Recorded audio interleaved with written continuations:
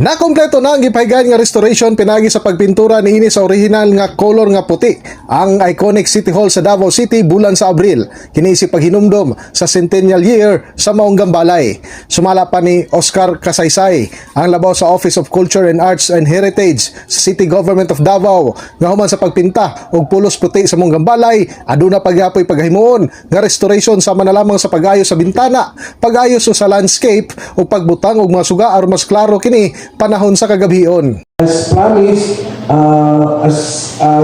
directed by our city mayor na sundron unsa to gi-suggest ng National Historical Commission. Hinoon alang sa kapin 30 katuig ng photographer palibot sa City Hall sa Dakbayan sa Davao nga si Alex, mas nindot ang kolor kaniadto sa City Hall itandi sa kasamtangan, ilabi na kung kini ang gamiton nga background sa pagkuha og hulagway.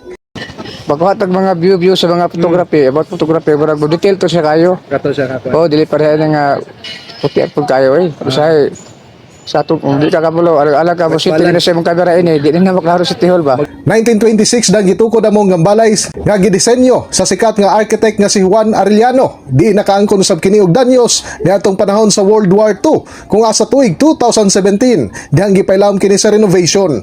Ang maong City Hall may simbolo sa kalampusan o kaligon sa syudad sa Davao, luyo sa pagsulay sa nanglabay nga panahon. In the heart of changing lives, ako si Brigada Julius Pacot alang sa 93.1 Brigada News FM Davao, The Music and News Authority.